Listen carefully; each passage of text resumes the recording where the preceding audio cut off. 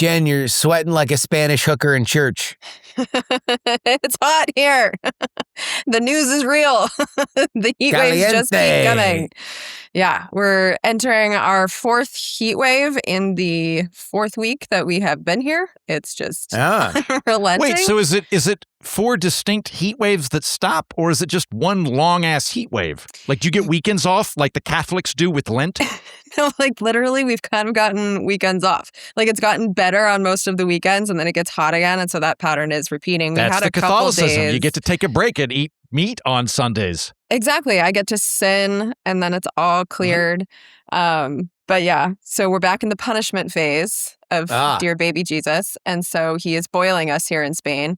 I'm sure you guys have heard about the fires. I have family members reaching out to me being like, are you okay? And I'm like, I'm living on the water. I'm fine. But the air is disgusting.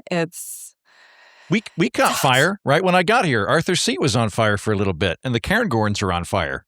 Oh, I heard about that up in Scotland. Yeah. Now, it's funny that anyone thought that we would know what Arthur's Seat is, but it's a prominent feature here in town. Is it a chair? No, it's like it's a King Arthur? Tiny mountain. It's a tiny mountain. It's a tiny mountain with a man named Arthur who lives there. Yeah, well, okay, so Edinburgh is built around the Castle Rock, which is a basalt plug that left a crag and tail formation as receding glaciers pushed away everything but for a shadow of soil down it, which became the Royal Mile. Nearby is another basalt plug called Arthur's Seat, which could be the etymological origin point of archers, which once sat there. But like everywhere in the United Kingdom, Edinburgh claims to be the hometown of King Arthur. So there's random shit named after King Arthur. Like everywhere in the United Kingdom claims this is where they found Excalibur. This is like we're in Lothian right now, which is named after King Arthur's brother-in-law. There's like a Scottish variant of Merlin where he's a warlord and he gets killed like Rasputin 4 or 5 times because the Scots love that shit. But anyway, that's Arthur's Seat. So nearby mountain you can climb. But it lit on fire? Yeah. It dried out and caught fire. There was like a month with no rain or something, which is very odd in Scotland. Yeah. I was just talking to someone from London and she was saying that it's been really hot up there too. And she actually prefers the heat down here, even though it's worse because there's really no air conditioning in London. Like you can find air conditioning here, but apparently up there, there's not. So she ended up coming south for the summer, which I told her was an interesting move, but she's actually more comfortable. Yeah, it's been fucking hot. Like I thought I was going to escape this by leaving Austin. I was wrong. I'm feeling great, friends and neighbors. I know, look feeling at you wearing absolutely a coat. Great. I'm wearing a fucking smoking jacket in July, and I don't have air conditioning, but it's like 62 degrees outside. It'll get up to like maybe 75 a couple of times a week, so I can't always do this. But right now, pleasant as fuck. We haven't gotten below 80 at any time of day since I got here. But it's fun at night. I'm going out every night. I'm not going to sleep before 1 a.m.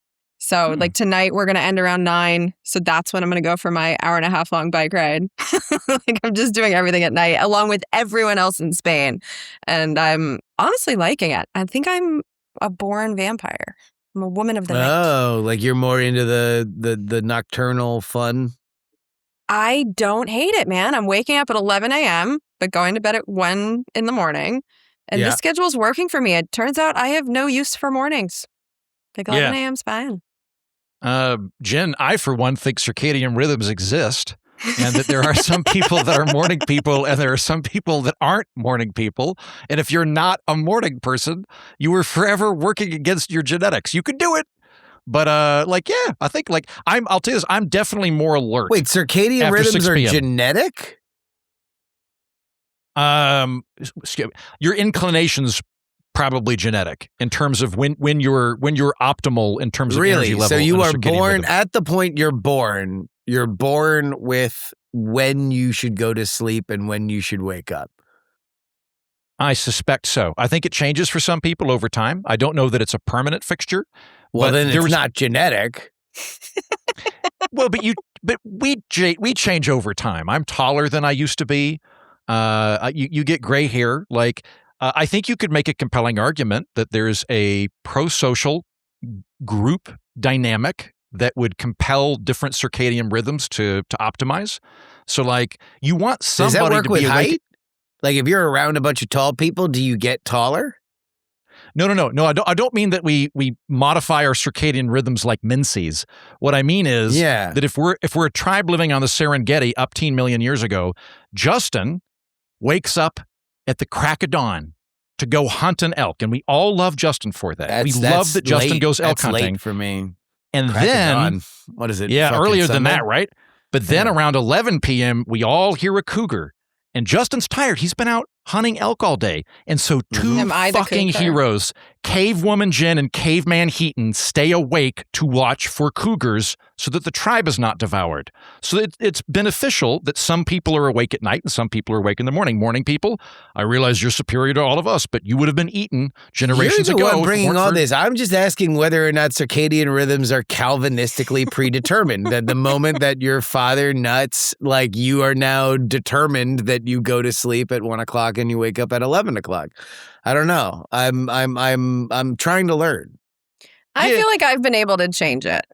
So when I was playing volleyball first thing in the morning, I was able to get up at 6 in the morning and go to bed at 9. Like I could pull that off. But I will say that I've found this adjustment so much easier. Like I struggle to get up at 6 a.m., but I do not struggle to stay up till 1 in the morning. Yeah. So it's just, I think my body's just more into this. Because I remember even in school too, I had to get up every day for high school and I struggled with that. So in college, I switched my schedule. I didn't have a single class that was before 10 a.m. and it was really good for me. So I think there is something to it. I have no science behind it, though. I'm not going to pretend that I know any science. I just know that it's easier for me. I'm also misspeaking slightly. Your circadian rhythm is just your own personal attunement to when the sun rises and sets, and that does adjust based on the photovoltaic intake. But in terms of when you are optimally alert, I think that is genetic. Yeah, maybe. Like the time of day that you're most alert. I think that's probably sounds genetic. like a bunch of communist gobbledygook. Justin's sleepy.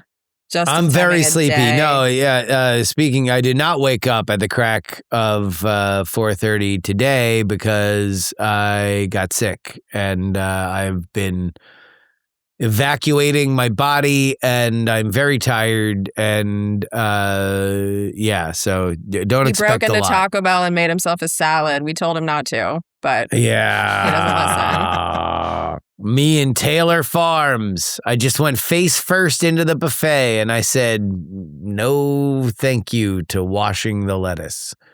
I don't know. So don't lower your expectations. This is going to be, at least from my side, a bad show. If it's a bad show, then that means that Heaton and Jen were also not rising to the occasion because you're not going to be able to expect a lot from me. We've dealt with grumpy gerbs before. We can do it again. It's fine. Listeners, I always recommend when you're giving a speech to begin by apologizing to the audience and telling how shitty the thing's going to be. It's a bad show. It's really going to be a bad show today. So just so you know. Justin's he's doing a good thing. Yeah, it sucks. It's skip it. In fact, the name of this episode is going to be Skip It.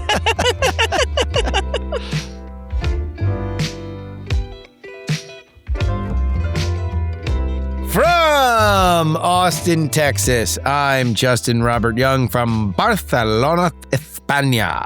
I'm Jennifer Brennan. And from Edinburgh, Scotland, I'm Andrew Heaton. And we're not wrong on this edition of the program. We're going to talk about Gavin Newsom's resurfaced affair and whether or not it will derail his campaign for president in the way that a few other Democrats have been derailed by old affairs recently. And the new trend in, plastic surgery, not really plastic surgery. People are putting wrinkles on their face as opposed to just Botoxing everything out. All that. Everything's coming up Heaton. I think we read that article a little differently. I don't think they're injecting wrinkles into their head, but save it for the segment. Yeah. We'll save it. We'll get to it.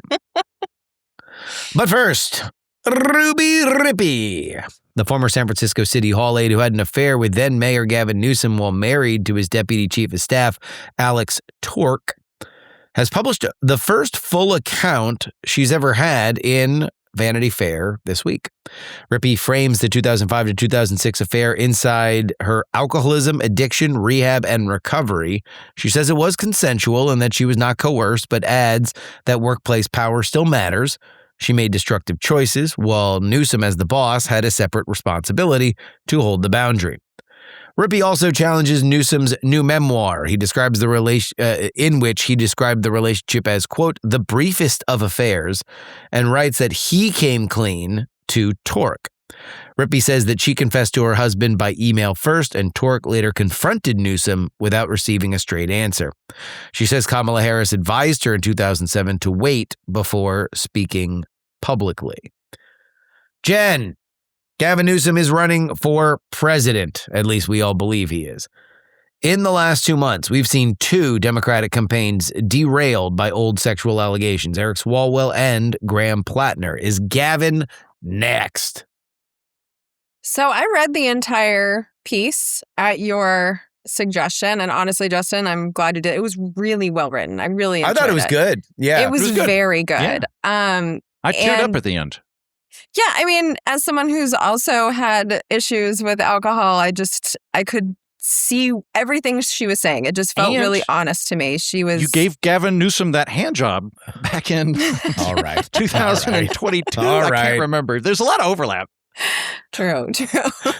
Jen can't make an honest point about connecting with a woman on fucking substance abuse issues without Heaton bringing up a hand job. Yes. But I'm very good at them. So thank you for bringing it up on air. Yeah. So I read the piece. I think the difference between this, first of all, you even know in the piece that this was something that we knew about 20 years ago. So this isn't new information. This is just information that if you didn't give a shit 20 years ago, maybe it's new to you, but it's not new to the world. And she is crystal clear that there was nothing that Gavin did that in any way, forced her into anything. That is different from Eric Swalwell, who's being accused of the R word and rape. There's multiple retardation? R words. Yeah, I didn't say that on air. I know. But you can't say it on Instagram, so that's why I'm self-censoring. And then I'm like, wait, I'm on a podcast. What am I doing? Yeah. Anyway, that was a rape allegation. Then we also had Platner, where that kind of crossed the line into he's also being accused of violently forcing people into sex. There's no violence here with Gavin. And when it comes to a revelation, I feel like we have always known that tall, hot Gavin Newsom is into the ladies. So this is nothing new. And if anything, the way she describes him, it didn't make me like him less. He had an affair with her when she needed help and her family said, leave her alone. He did. At one point, he suggests ending it. I don't care that much about his personal life. I never really have. So there was nothing in here that made me go well, now you're disqualified to be the commander-in-chief. It's just, I don't think this is the one that's going to hurt him, especially if people take the time to read the article, because it's more about her than it is about him. So I don't see this becoming a scandal. It wasn't for me. I felt nothing. Let me just push back slightly. Sure. So Eric Swalwell is and was accused of drinking to excess with women who said that they lost their memory and then woke up in his bed, with the idea being that they would not be able to give consent past the point of blacking out, right? And that is where the rape allegation comes from, not from, say, forcing and pinning or something that we would imagine in a street crime scenario, but more in the lack of consent. Now, this woman, Ruby Rippey, goes out of her way to say, I am not a victim of sexual assault. I did not deny him consent. She also says she was blacked out, that at a certain point, she stops remembering what happened that night, and she wakes up in his bed multiple times and doesn't remember ripping his shirt or various different things. Sometimes, she mentions that she wets the bed multiple times, which is a clear demonstration of obvious substance abuse. But aside from the point of view of the woman, the facts of the case are startlingly similar to the Swalwell stuff. But I think the point of view of the woman matters a lot. And so the Swalwell women did feel like victims. This woman did not. And I think that, like, whether fair or not, Eric Swalwell is just not as likable as Gavin Newsom. Like, he's a self-righteous asshole in Congress. And I think that there were people that didn't like him. And then when you heard these women say that they felt like victims, I think he was an easy one to be like, okay, get the fuck out of the party. Because there had been rumors about him for a long time. So I'm still not seeing anything here where Gavin is victimizing people who then feel like a victim after the fact. The Swalwell case was very different. So, I mean, when I judge these things, I do judge them based on the feelings of the women. And I just think it's going to be tough based on this story. I think she did feel victimized, but more in the way that he was talking about it afterward, as opposed to specific, like, sexual acts themselves. The rewriting of history, him pretending, like, that was more of him pretending, because, like, Alex was the husband who was his chief of staff. And what she is upset about is that she told Alex, and then Alex confronted Governor Newsom. Newsom says that he came clean. So it's actually like, what she's pissed about, he's pretending that he was a better friend than he was to the guy. But that doesn't make me think that he's a rapist or anything like that. No. It's just, I didn't see any super red lines here. And a womanizer is gonna sleep around with women. She's not a victim. I don't know. This is not the type of thing that's gonna make me stop voting for someone if I like what I think they will do for the country. I might quibble a little bit with the idea that Eric Swalwell is inherently less likable than Gavin Newsom, because I would describe I watch a lot more Eric Swalwell than the average person. So maybe that's just me being like, this guy's a self-righteous prick. Everything that you have said prick. about Gavin Newsom, about Eric Swalwell, I would immediately apply to Gavin Newsom as well. But totally fair. But you watch more Gavin than I do. So I think there's also a little mismatch with us. But, like, I can't stand Eric Swalwell. So that's just my opinion creeping into my analysis. I mean, I will say, if, as much as especially on PX3, I strive to maintain a level of objectivity and judge the political horses, whether or not I personally agree with or like the horse themselves, boy, would it be hard if Gavin Newsom went deep into this 2028 cycle, because I have I don't think he's a good person or a good leader. Anyway, Heaton.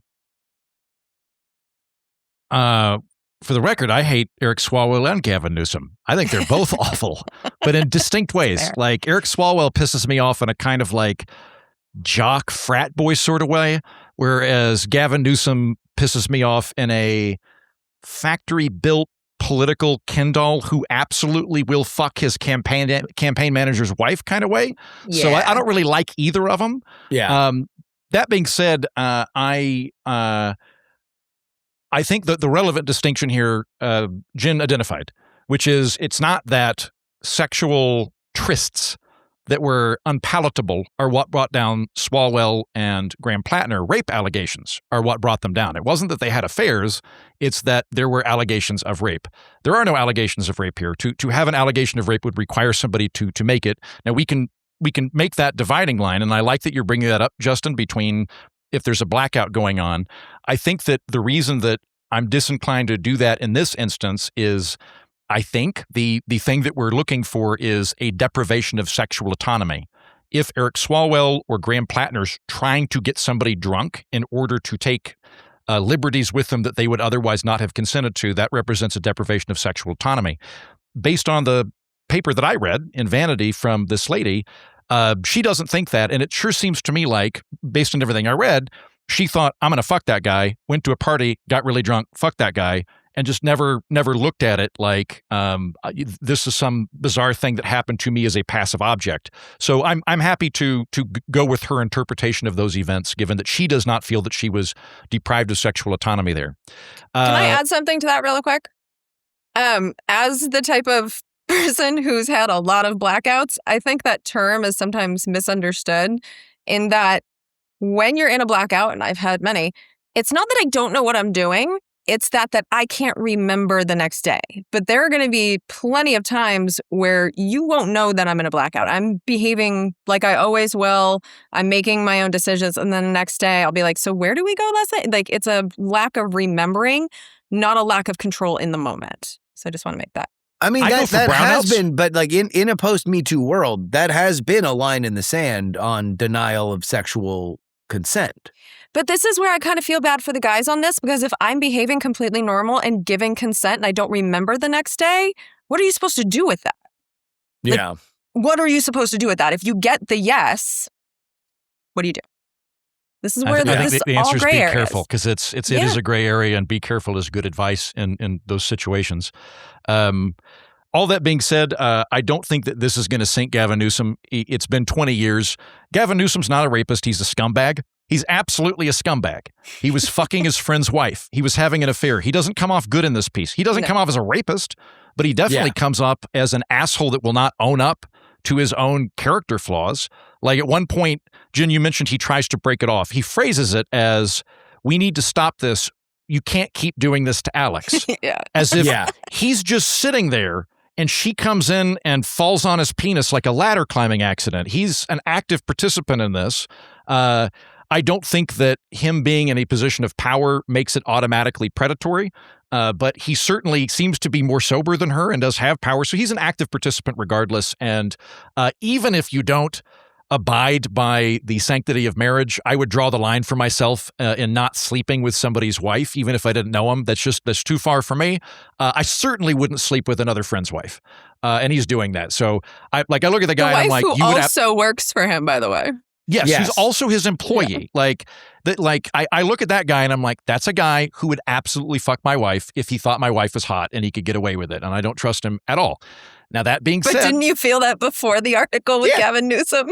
Yeah. Well, it had been out there, right? Really the only perspective that we got here was hers, which does push back against specifically Gavin and Gavin's now wife, Jennifer Newsom, the first partner of California, who was, while they were dating, one of the biggest attack dogs against her in the public, to talk about how much of a drunk floozy that she was. And this is just an unfortunate thing because whores are going to whore.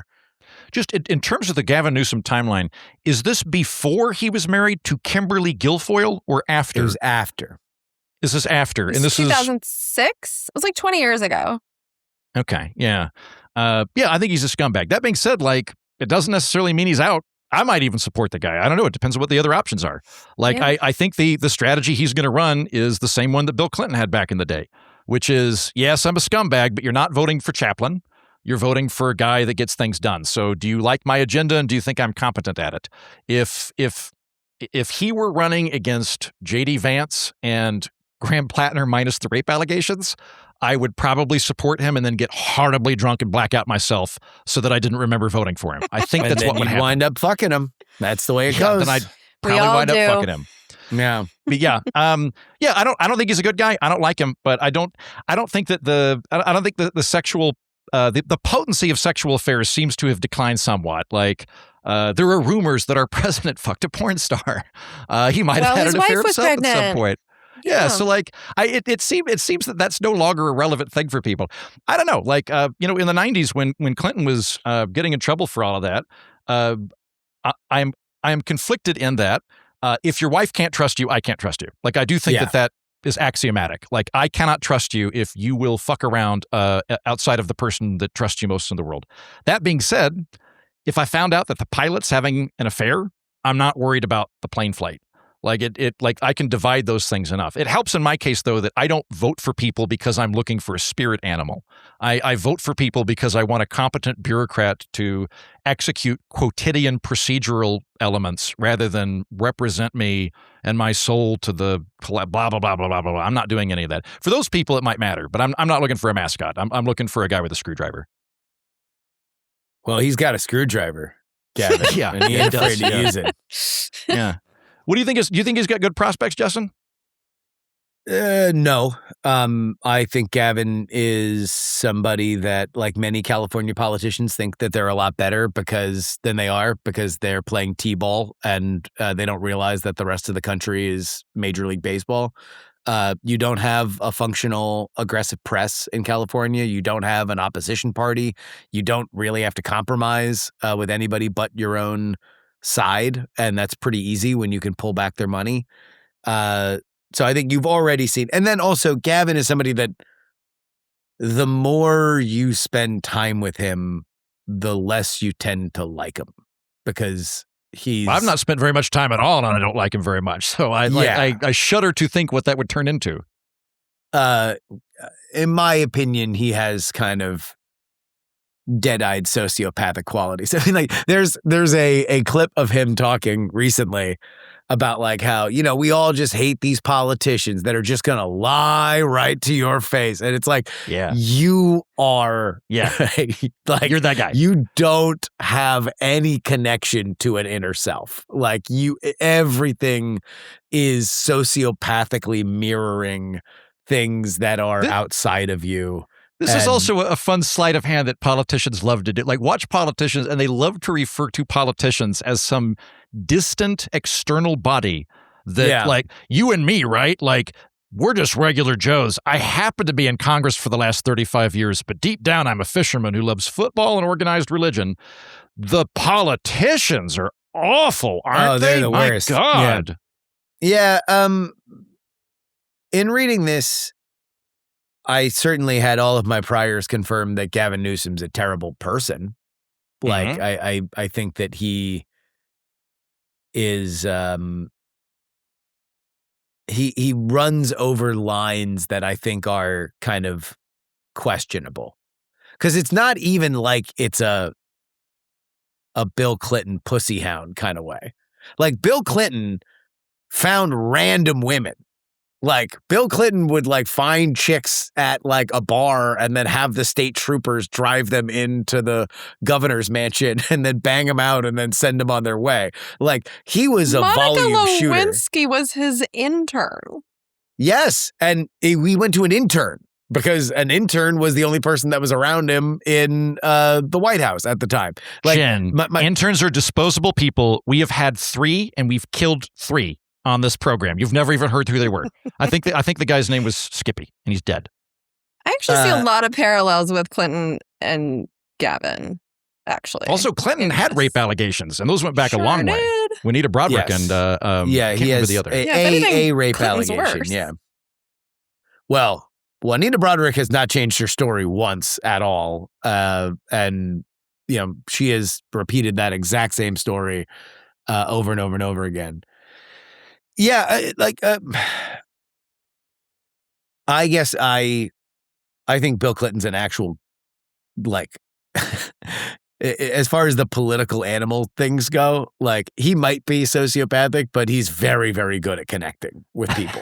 I don't believe that Gavin Newsom is at all. He's able to replicate that warmth in a very human way, whereas Gavin Newsom is like the sort of or like soulless Kennedy character, like Kennedy minus the soul.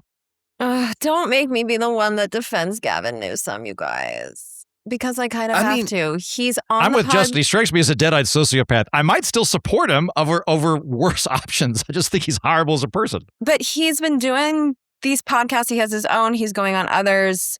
He doesn't sound like the absolute worst. I actually, like, the more I hear him speak, the more I'm like, okay. Like, I don't think that he's the monster that we seem to be making him out to be in this conversation. Like, I don't know. I actually think that if what monster are we making? If people him out listen to, well, I mean, you say that Bill Clinton is likable and like Gavin Newsom is absolutely not.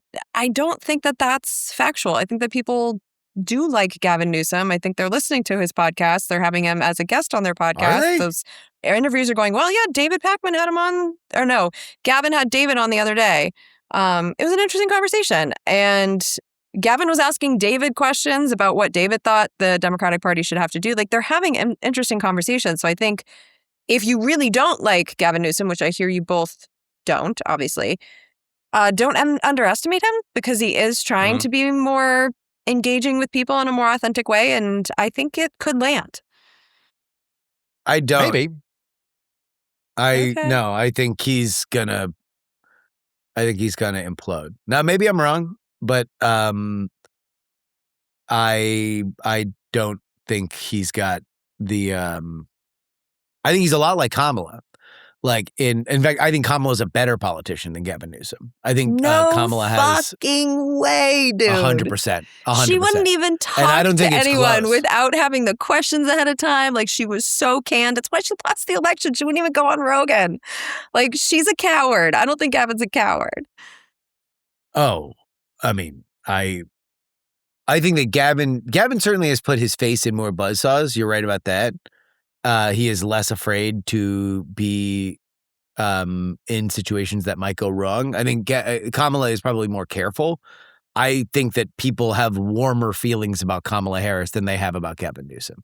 That there are elements of Kamala Harris that you see and you're like, oh, I appreciate those. I don't know, outside of the raw political kind of frequency of like, oh, he's a fighter against Trump, or he said a thing that I agree with. I don't think that people see themselves in Gavin Newsom in the way that they see themselves in Kamala Harris. And I think that prefer it Kamala works in over his, Gavin. But I think that works in Gavin's favor, because the people that do like him, especially right now, like that he's going against Trump. Like, yeah, but everyone's going to go against Trump. They're going to run. Well, I mean, not also like they're Gavin not going to has. be running against Trump. Not like Gavin you're right. has. I mean, look, like with the social media stuff, like he's had some moments where people are cheering on Gavin Newsom. Can you think of one moment where someone's like, yeah, Kamala did this thing during the second Trump administration? Like, I haven't seen the bitch since she lost. She's been hiding. So, True. What has Kamala done? True. As a low-T, limp-wristed moderate, I don't like that his campaign strategy is to emulate the campaign of a man that I detest. Like, a lot of my friends love it, where they're like, yeah, giving Trump a taste of his own medicine. I'm like, I hate Trump's medicine. I don't like the guy that's emulating Trump. Like, I think that, the whole thing's a race to the bottom. It does nothing for me. Nothing. Which is fine, but we've already established that you don't like the guy. In the story that you just told, we have established that people are cheering him on in a way that I don't hear anyone cheering on Kamala Harris in this moment. Well, and look, I understand you don't believe in polls. The polling would suggest he's never been able to break out of the middle of the pack, even as he has done things that are fighting, with shit posting and the gerrymander in California and stuff like that. Like, those are things that people like. They like the idea that he is not standing idly by and he is pushing back against Donald Trump. I just don't know if they like him, and I don't know if as we get closer to the election, whether or not that's going to change. But I can agree with all of that. Like, if I was putting money on Polymarket or wherever the hell we make these bets, my money's not going on Gavin Newsom. I'm just saying, like, for the people that really detest him, watch out, because he's been doing some smart things in the past year and a half that are landing. Yeah. Yeah, I've bet against him. Bet your entire mortgage and thank me later. Are you going to bet on Kamala instead? Do you think we're going to be with her? We just actually did a thing for PX3 that's going to run next week, where we went through the schedule of the DNC released their new primary schedule. And so we went through and guessed our top 3 for each of those. And with the idea being that by the time we get to Super Tuesday, we'll know who the nominee is. And Kamala was not there. Kamala was not number one. You'll have to. But I also think that Gavin might flame out before the first primary. I think he has a chance to do what Kamala did last in 2020 and just like totally eat shit before there's even a vote that comes out. I mean, God knows he has a lot of baggage. He's got a lot going back years. So yeah, I hear that. Although also the one thing that Gavin is better at is managing money. And that was the problem with Kamala, is that Kamala doesn't make decisions very quickly. And she second guesses herself. And that in the world where you're running a campaign. Oh my God, this makes me like her more. Yeah. Oh, look, again, people see themselves in Kamala in a way that they don't see themselves in Gavin. But I know I'm not qualified to be commander-in-chief, so that's not a good thing. Like, I don't have those skills. And so the fact that I don't see myself in Gavin Newsom could be a good thing. Be like, okay, you have an ego enough to be commander-in-chief. I don't think someone like me would be good at that job. Patreon.com/We're Not Wrong, where you need to go if you want to get a bonus episode of this show. We're going to be talking about lonely parents. What happens when you've got a lonely parent? We're going to talk about that. It's going to be a real barrel of monkeys. We're just going to laugh and laugh and laugh. It's going to be a fun time. Knowing us, we probably will. We'll probably laugh. Patreon.com/We're Not Wrong. The Wall Street Journal reports that some cosmetic treatment clients in their 30s and older now want a patina of forehead lines and crow's feet. Enough movement to look expressive, experienced, and not overly overtreated. The trend, dubbed strategic wrinkling, is less a rejection of cosmetic work than a move toward lower Botox doses paired with fillers, lasers, skin-boosting injections, and microneedling, treatments that can still cost thousands of dollars per year. Botox itself remains enormous. The American Society of Plastic Surgeons counted 9.88 million U.S. neuromodular procedures in 2024, up 4% from 2023, and the country's most popular minimally invasive cosmetic treatment. QSight also found Botox was the #1 treatment for new Gen Z aesthetic patients in 2025. The typical Gen Z patient visited about twice a year and a median bill of $275. Botox generated more Gen Z spending than any other treatment.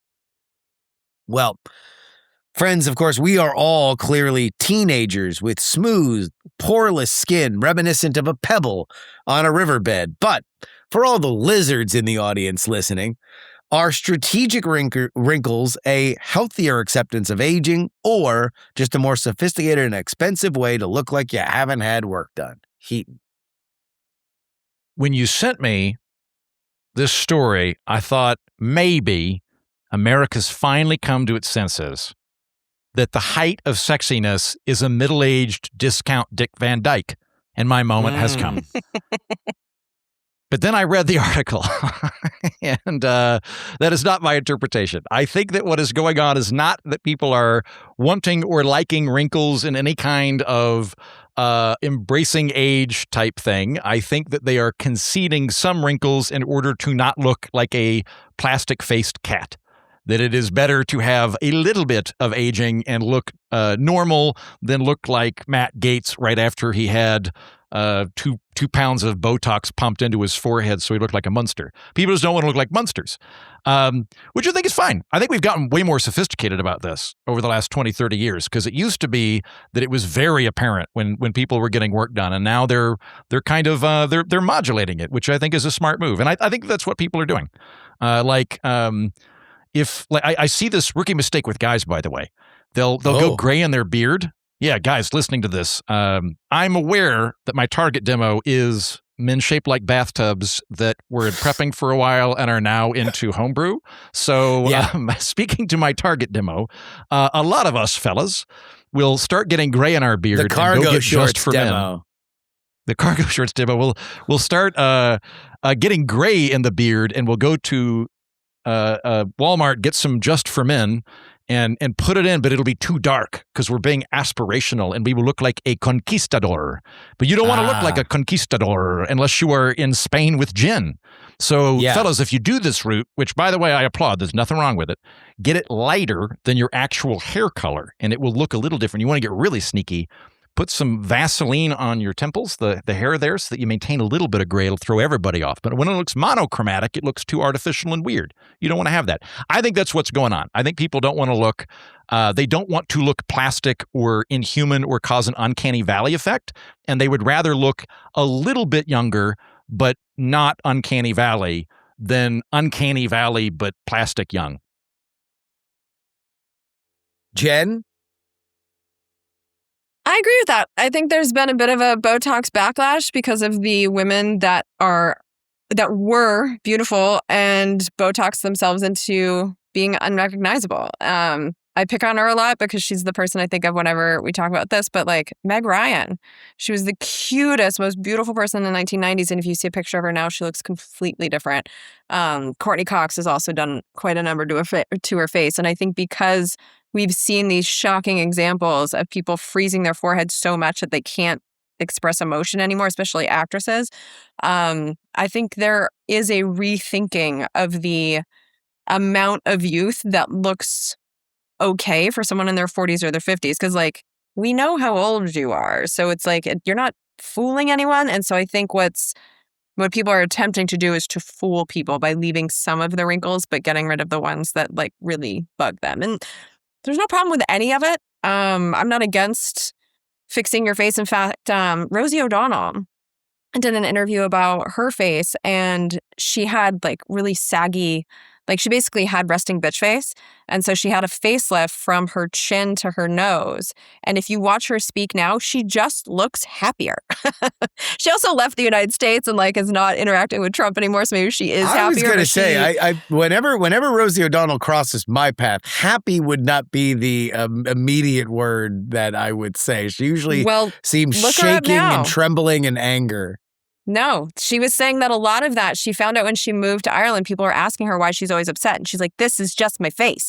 And so she got the facelift. She looks fantastic and she genuinely looks happier. I think it's going to help her as a comedian because there's a lightness to her. And she said it was just removing those bags from her face. And so for someone to have that dramatic of a transformation and seem so happy about it, like, go for it. There's no like judgment in this from me.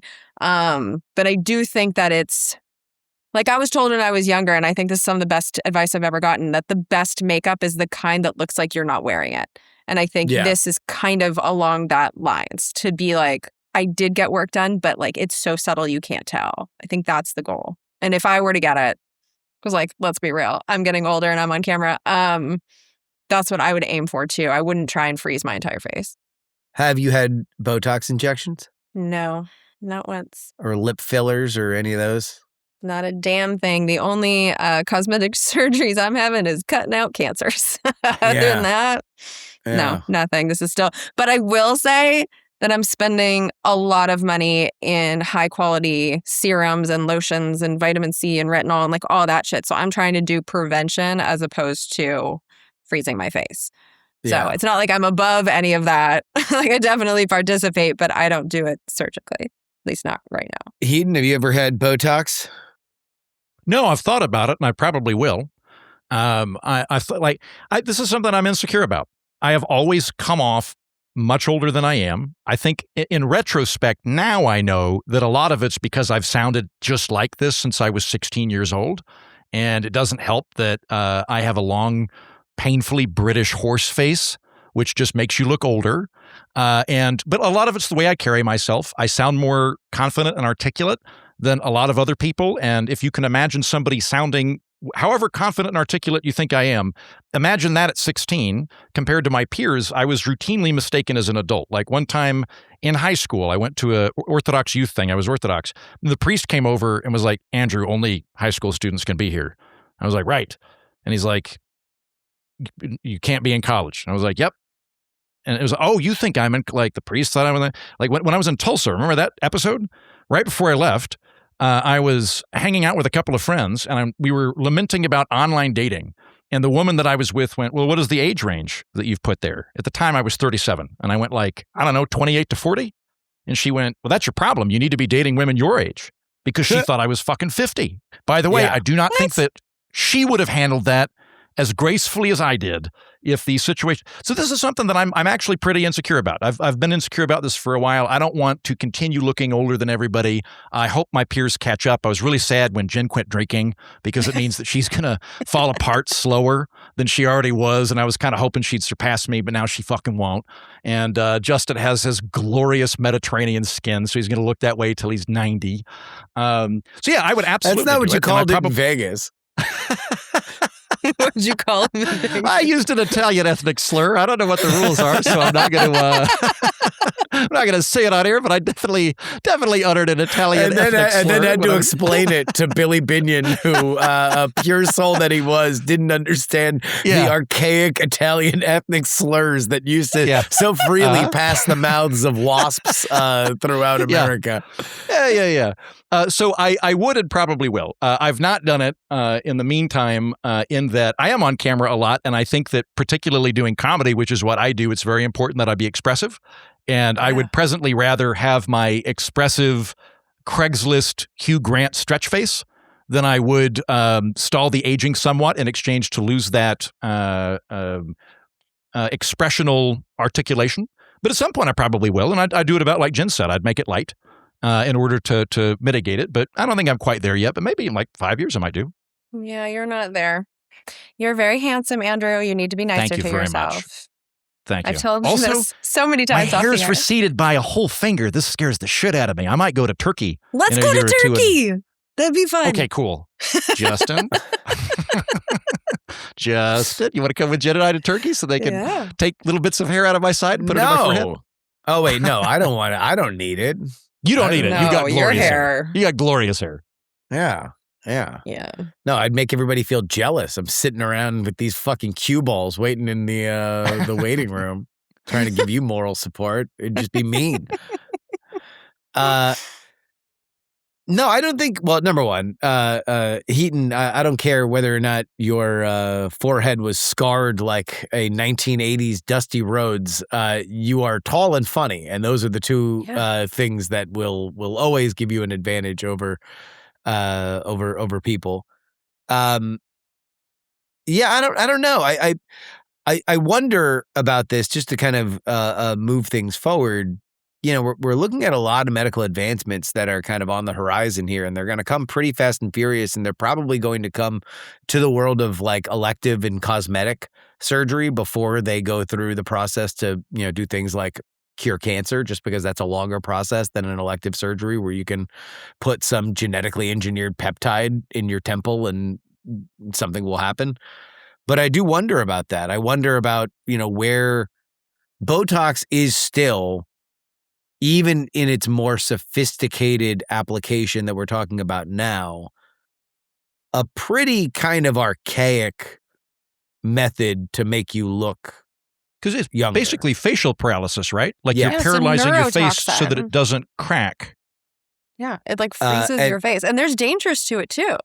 Like people had permanently droopy eyes, and like it's not a procedure without danger. I would say, the number one, everybody's, please make your own decisions. But in general, if you are before 30, don't fuck with it. It's a bad idea before 30. And I would even say before 40. Like, you just, now obviously everybody's got to make their own decisions. In the world of acting, I actually can understand it more because acting is a demographic game. Like you are filling roles that are written with certain attributes in mind. And like it has been said a lot that like women, you've got the roles from 15 to 25. And then, we'll call you in a decade when we start casting grandma.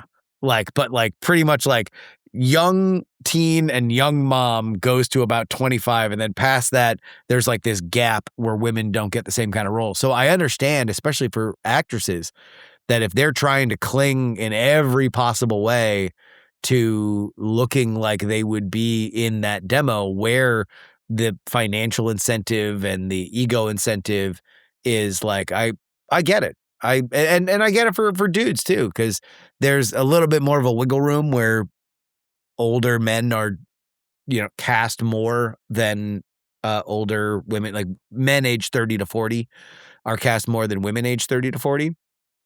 But still, you don't want to look, you don't want to get into grandpa, like, and that would be past 50. So if you look 45 forever, then that's a good. There's a lot of actors that have made a huge career out of looking 45 forever. But there's also, there's two sides to it. There's getting the call back because your headshot has no wrinkles in it.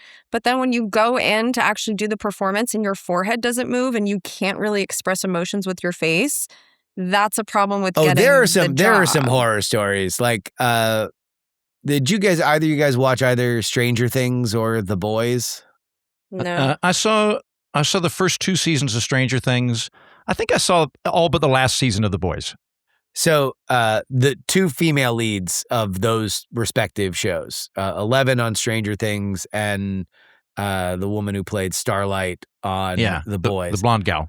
Yeah. Both have had tremendous work done to the point where at the end of that show, if you're just to put side by side the first time that they are seen on screen and the last time that they are seen on screen, they look like different people. And these are young, Are you talking about Millie Bobby beautiful. Brown? She's so young.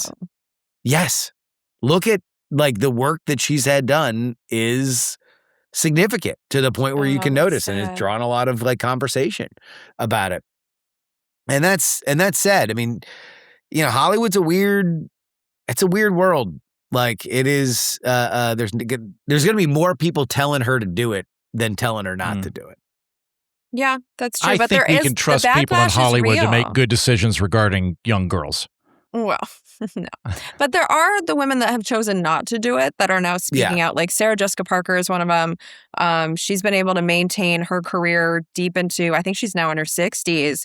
And I think a part of that is the fact that she remained a good actress who remained someone who could emote all the emotions with her face. And so even with acting, I mean, the pendulum is swinging back. And I think if your goal is to not look older, ironically, the people that believe in preventative Botox, the people that are getting this in their 20s and 30s are ending up looking older than me because they have frozen their faces and people assume that you're old and trying to look young. So there's this weird thing happening where young people look like they're elderly because they're trying to prevent looking like they're elderly. So Botox has almost become something that makes you look old. And I think that's why people are going back the other way. Yeah. Is that okay? I don't know a whole lot about this. I thought the idea there was like it's if you wait too long to do Botox, the wrinkles are already there. You can't do anything about it. So you want to like pause your face before it accrues wrinkles. That was how it was explained to me. Is that not true?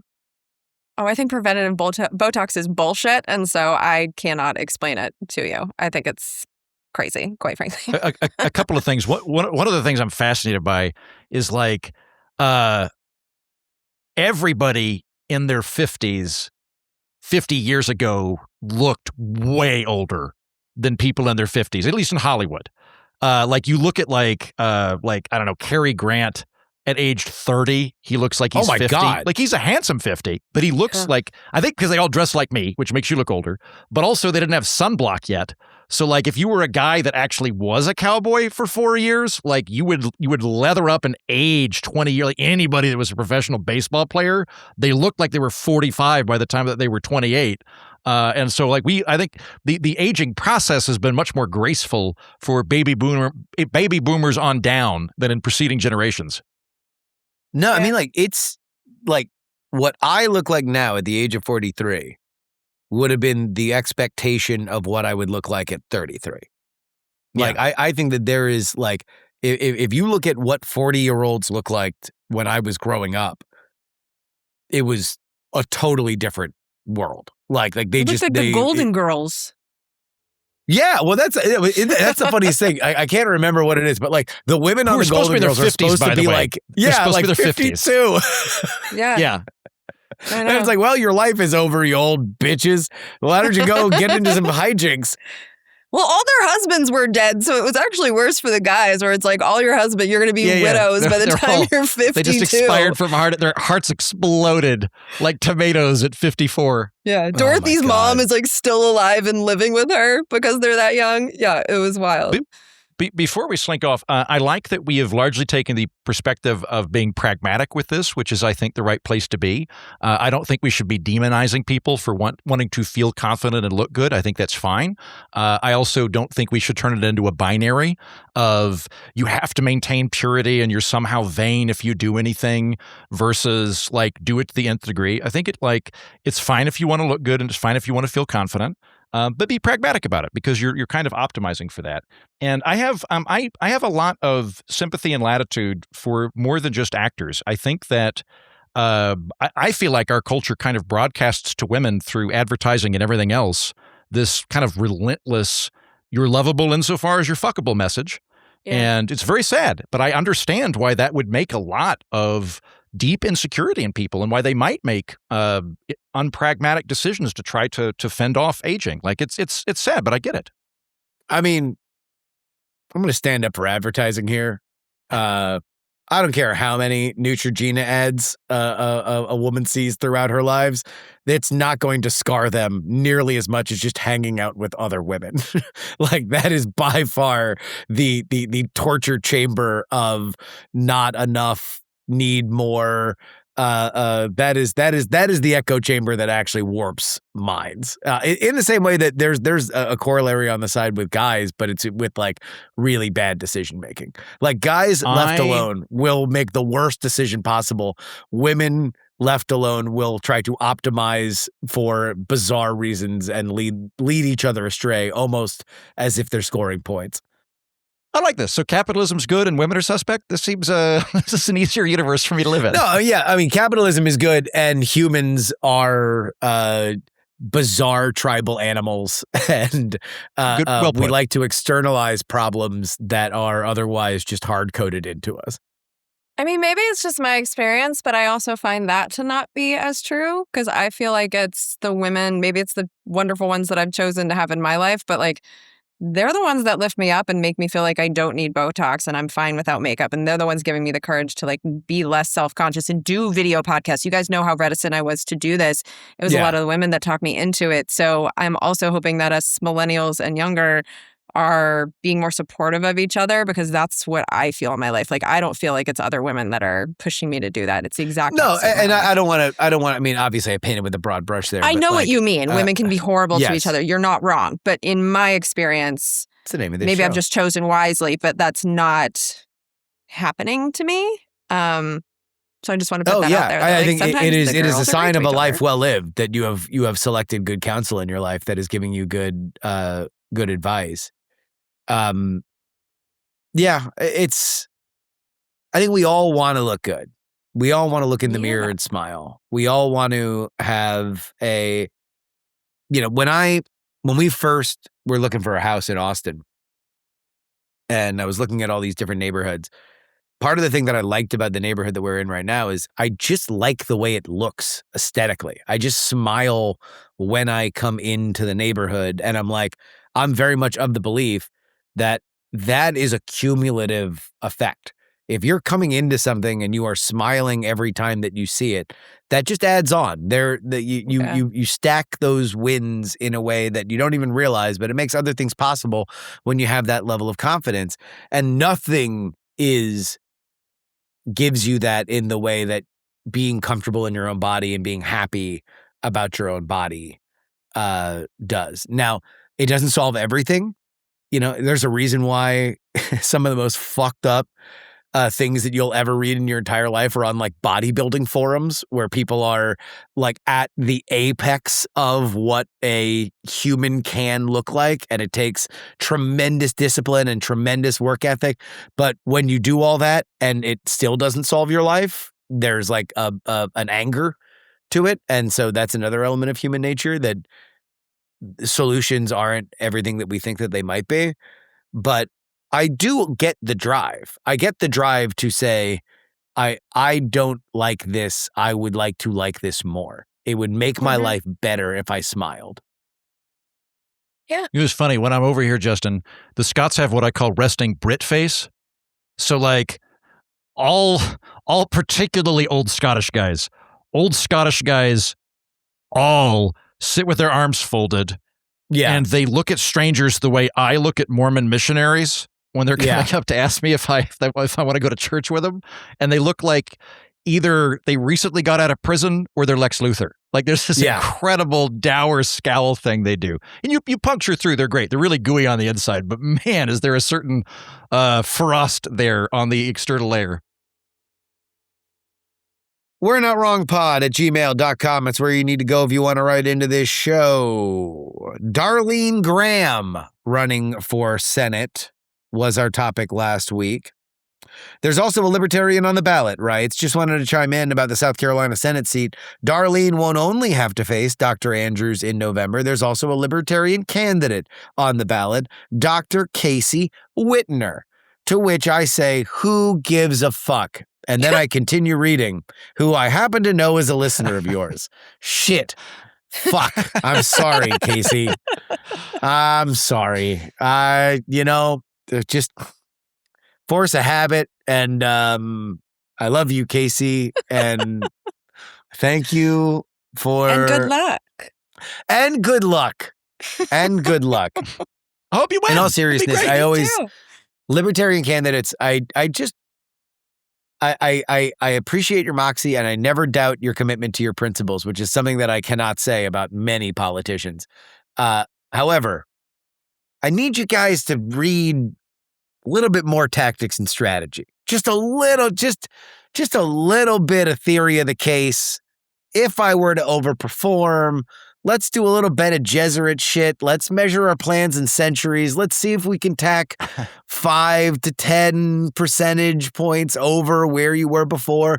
You're going to snowball. Everything's going to be better. It's all I would want. I'm sure that Casey is doing that because she's really smart and she listens to this show. Although I can take a wild guess of which of the three of us she got into the show from. But yeah, I love you, Casey. I'm sorry. The Sonny Bono precedent writes, remember years ago when Sonny Bono and that tree collided on the slopes? Very funny way to put that. His I like wife it because it makes over... the tree sound like it had a bad thing happen to it too. Yeah, like it was running away too. Yeah, like it the was tree just was standing like, there being a tree. The tree was like, "Is that the I got you, babe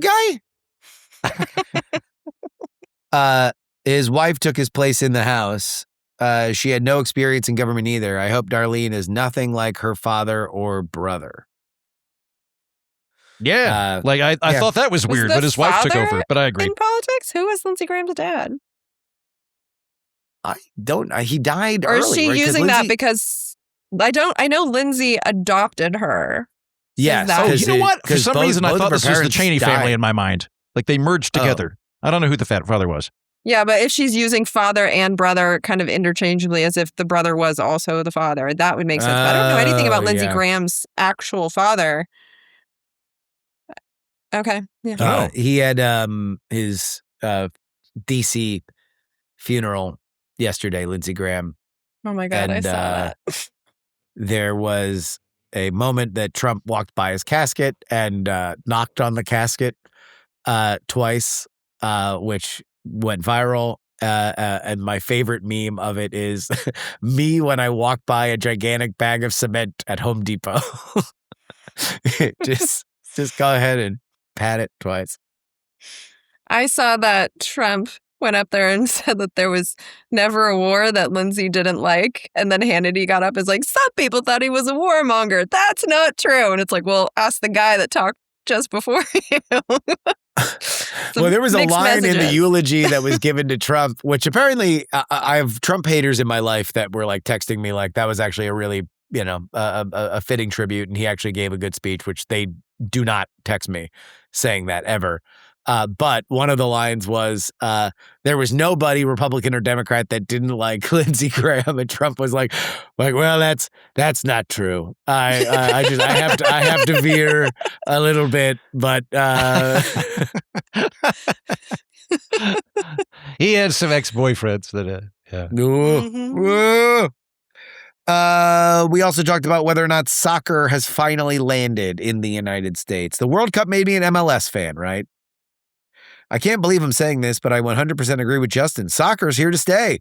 I say this as somebody who's very much an Andrew Heaton-level non-sports fan, but soccer is the perfect casual fan sport. Clean, direct, and concise. You know you're committing to 90 minutes and then you're done. The World Cup turned me in to one of those people, and as soon as it ended, I looked up the schedule for my local teams. I'm in Los Angeles, so I had a choice between LAFC and the Galaxy. Luckily, they played each other right after the World Cup.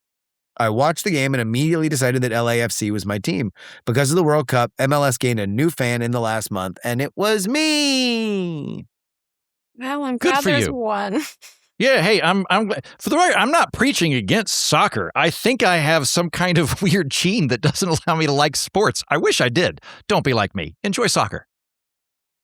Yeah, can't hurt. Soccer is just the Olympics, right? Every 4 years, the Olympics roll around, and for weeks, people suddenly get deeply invested in a proper triple Lutz or some nonsense. The event ends and no one cares again. The World Cup is the same. I mean, beach volleyball can testify to that being true. Yeah, I will say that the one thing that is different is that there is a very vibrant, full calendar for high-level soccer that happens both not in America and in America. And everything now is very easy to get in our streaming world. So, like, if you got into soccer and you appreciated the game, you met all these big stars. All those stars play for teams that are going to be in meaningful games that will be really fun. You can plug into that in a way that if you were really into Alyssa Liu, the figure skater, or into the beach volleyball thing, like that's a harder thing to get into if just because the television rights aren't the same, the media coverage isn't the same. Like, if I really was into one of the big soccer players that just played in the World Cup, I immediately have 7 podcasts that I could listen to right now that are making content about that person's soccer team. I could continue this process unabated. Whereas I think it's harder in both individual sports and in the team sports that are not the same. You know, like those beach volleyball players, they don't play together for the rest of time, right? Sometimes they do. Like we had 2 Olympians, Kristen Ness and Taryn Cloth. They both got married, so they have different names now, but they are still together. If you want to watch them play all over the world, VBTV, it's like $7 a month. It's super cheap. So you can watch all of the international tournaments. Like, it's actually very easy to be a beach volleyball fan. There are podcasts and stuff, but what seems to happen is that people are really into it during the Olympics. They'll maybe check it out for a month or 2 and then they just fade away. So there was an international event that happened. And for a lot of reasons, we don't usually get a lot of internationals in the United States. There was one in Newport Beach and it was very poorly attended. It was really sad, really, that we didn't support the sport. And so I'm kind of wondering if the same thing's going to happen with soccer, that we have the World Cup, which just ended 2 weeks ago. And so people are still kind of enthusiastic. And then I'm wondering if they'll fade away. I hope that doesn't happen. I'm all for more sports, less war. Like, I think it gets a lot of stuff out of us when we have something to cheer for and it's just a game and it isn't. I think it's healthier to be into sports than into politics and treating it like sports. So anytime we have more sports, I think it's a good thing. I have my doubts when it comes to soccer. And I hope I'm wrong. But based on being a beach volleyball player, loving the sport the way that I do, it fades. It fades every time the Olympics are over. We didn't get into this on the show last week, but something that I do feel is interesting in the lens of our show. MLS fans and soccer fans in general are liberal coded. They tend to attract a more liberal crowd, let's say compared to like college football, which is very conservative coded. This truck. Exactly. But it's European, like it is, it feels more worldly, like there's, a bunch of, you have to wake up early to pay attention to some shit in England. Like there's like all these things that from an American perspective it tends to be more liberal coded. And the MLS has really tapped into that. So it's like, I don't know. We'll see. We'll see how it goes. Host what could help it? And this isn't bullshit. Ted Lasso comes back on August 5th. I genuinely think that could help soccer. because that's such a joyful show. And I'm so excited about that maybe it'll remind people that they like soccer. I couldn't get through the second season. Oh, yeah, it was so good. We're going to rewatch the whole thing. Maybe, you know what? Maybe while I'm over here, I'll watch that. I loved the first season, and it was timed perfectly because it came right after the pandemic when everybody was about to murder their neighbors with rakes. Yeah. What I find funny about Ted Lasso, though, is like, I think we've passed peak sardonic. I think that happened like 2018 to 2022, but it's very weird that as a culture, we found guy that likes stuff, funny. Like, that's weird. Right? Like there was like a 20-year period where you're like, I really like bikes, ironically. And then like if somebody was just like, no, I just really like bikes. We found that funny. So like love Ted Lasso. Like maybe I'll make that my watch. Don't know what it says about us as a people, but I like it. Maybe I'll watch there's the second other season. characters like Roy Kent is why I watched that show. He says fuck every other word and he's grumpy. So it's like they did a good job of balancing it. And so I'm excited. It's very well written. Yeah, it's so good. And I feel like with that keeping soccer in people's heads, I don't know, maybe it'll help. Jen, ask me how I figured out which soccer team I root for here in Edinburgh. How'd you figure it out? All right, so there are two teams here locally. There's the Hearts and the Hibs. The Hibs are Hibernians, which is to say Irish, so it's the Catholic crowd, right? And there's the Hearts, which are Protestant. Now, I'm an agnostic, a friendly, low-wattage agnostic. What does that make me? What I decided was there's a heart on the Royal Mile that all the Hibs fans spit on every time they go by it, and it's really fun to do that. Ew. I decided I wanted to be on the team that's allowed to spit on the heart, and also I like to wear green, which is the Heart's color. So, or wait, no, the Celtic's color. I don't know. It's some kind of weird. Anyway, I'm Catholic for sports purposes when I'm over here. Are you going to go to a game? So weird about that. Or is it hard to go to a game? I might. I went to a rugby game a few years ago. And by the way, I agree with the early listener that wrote in. I like that you can set your watch by it. That really appeals to me. I've always felt that American football is just kind of dishonest. But like soccer and rugby where they're like, you're going to get out at 6. You know when you're going to go to the parking lot. I like that. Yeah, until there's bonus time. They're like, the game's going to end in 4 to 7 minutes-ish. Whenever the ref feels like it. I remember the first time that I watched a Premier League game. I was in London. And it was an Arsenal game. And I had never really been exposed to extra time. But like the extra time ended, or at least the time that it said it was going to end. And I thought I was like uncovering a scandal. I'm like pointing like what's happening? How are we going to let him get away with this? This is ridiculous. Yeah. I still feel that way every time it happens. It's like there should be an end of the game that we're all aware of. Blow the whistle, dog. Yeah. Host every third World Cup writes, I'm skeptical about America's love affair of soccer. At best, it's America's 5th popular sport. That being said, the U.S. demonstrated that it has the infrastructure to host multiple World Cups at the same time without bringing in slave labor or spending billions to build new stadiums. The U.S. should host every third World Cup, spread the game across as many cities as possible, grow the sport, and expose those backwards Europeans to new forms of barbecue and sauces. Look, regardless of what you think about soccer, there's no doubt that the rest of the world had an absolute blast over here. I think I saw a thing that we could run 3 World Cups and never use the same stadium twice. Like we have the capacity to do that just because we have so many. I mean, like, fuck, you could probably want to run a World Cup in Austin just with high school football stadiums. You could just do it in Texas. So I'm for it. Let's bring them all in. It seems like the blatant, ridiculous corruption of FIFA and the Kushner family and the Trump machine have found true soulmates in one another, and we might be on track to do another World Cup here in America in 2038. So let's just go. Like, whatever. You know what you want to do, FIFA. Like, you want to make all the money that you can. So do it in America where the television rights are going to be even bigger, and do it in Saudi Arabia or Qatar or one of the Gulf states that are just going to give you a gigantic bag of money and you can look the other way. We all know how this ends.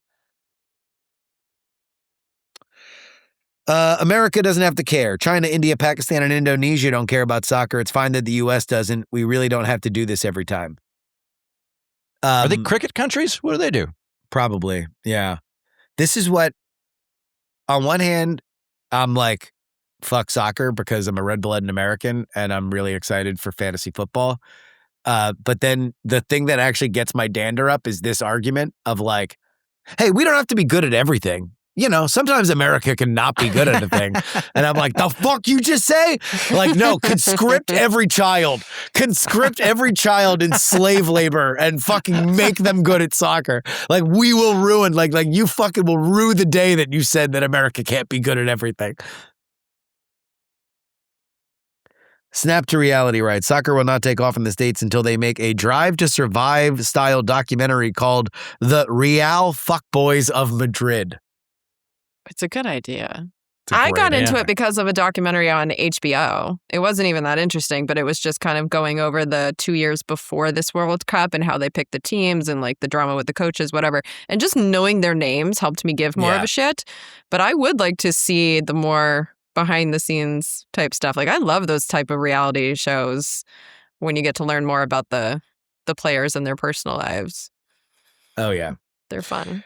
And finally, OU Texas is not a friendship, writes, this is where Andrew loses me. I get that he's not a big sports guy. That's fine. But in what world can a native Okie think that we would ever root for Texas? If they were playing Al-Qaeda, I'd be in the stands waving a black flag of jihad. Hey, yeah, fair enough. You're listening to a guy who picked his football team based on what heart I got to spit on a road. That's how I made my decision here. So, yes, entirely possible. I just sort of assumed that given that we were in the Texas family, we'd be rooting for them when we came out of the primaries. But apparently not. I stand corrected on this. No. We're Not Wrong is a production of Dog and Pony Show Audio. Our editor is Will Saddleberg. On PX3 this week, what did we do? Oh, the great Howard Mortman is on the show. Fun. And I try to humiliate him, as I always do, playing ambient sound from midterm events in the 80s, the 90s, the 2000s, the 2010s, and the 2020s, just because I want to see whether or not he can pick out which decade each of them are from. Yeah, it's great. He's the best. And he's a great guy. Very, very excited to have everybody on. And I break down the Michigan primary, if you are into that. Old Haley Stevens, stick it to him, versus Abdul Al-Sayed. Probably the last big primary of the cycle. So head on over there. Check out PX3. Jen. So the latest congressional dish is actually about floods. I was curious about the July 4th, 2025 floods in the Hill Country just outside of Texas. And this Congress did nothing to investigate that, even though 139 people died. And so I went into the Texas state legislature. It was rain. Yeah, it was rain, but it was a lot of rain. I figured it out. Well, so here's why I went down this rabbit hole. Like, yes, it was a lot of rain. Yes, climate change had something to do with it. I get into the meteorology of that. That was super interesting. But in the process, there were Texas state emergency managers that told me some things about how we do emergency management in this country that don't make me feel great. And to hear it from a guy who's been doing emergency management for 30 years, things like one of the things that he told us is the way they pick the emergency manager in Texas is there's no qualifications. It's just whoever's friends with the judge. Like, that's not good. So that's telling me that we don't have, but it tells me that we don't have federal standards in return for our FEMA money. And so then I went into the U.S. Congress and listened to a hearing about flood insurance and how that process works, how we do mitigation, if we do mitigation. There's some issues with the funding. And I found out that the problems are so obvious that so are the solutions. The only question is Congress going to do it? So I had a really good time. Not good time. It's about disasters and shit. But this was an interesting hearing, especially if you're concerned about floods, because what's so interesting about the Texas one is that flood insurance and the maps that we use don't take rainfall into account. So the maps are always looking at your proximity to rivers and oceans and stuff like that. They're not even accounting for stuff like happened in Texas. So yeah, a lot of revelations like that. This one's going to stick with me in my head for a while. So I suggest you check it out. Awesome possum, Mr. Heaton. I've got Richard Hanania on the political orphanage this week. He has a book out called Kakistocracy, talking about populism. I have some cognitive dissonance on the episodes that I'm doing. I also have Aaron Brown on for the bonus episode talking about his new book, Wrong Numbers. And I'm trying to work out when should you defer to experts versus when should you do your own research. They both make compelling arguments. Richard in favor of experts are actually better than faith healers. Aaron makes the argument that experts usually get things wrong. So I'm still working this out in my head, but I have both on the program. Good stuff. That'll wrap it up for us today.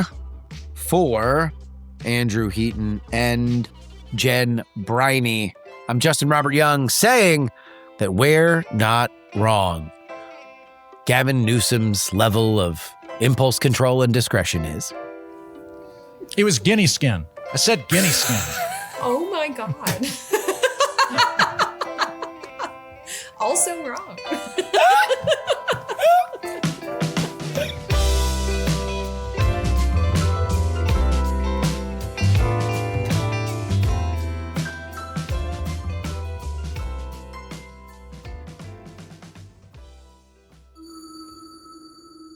Dog and Pony Show audio.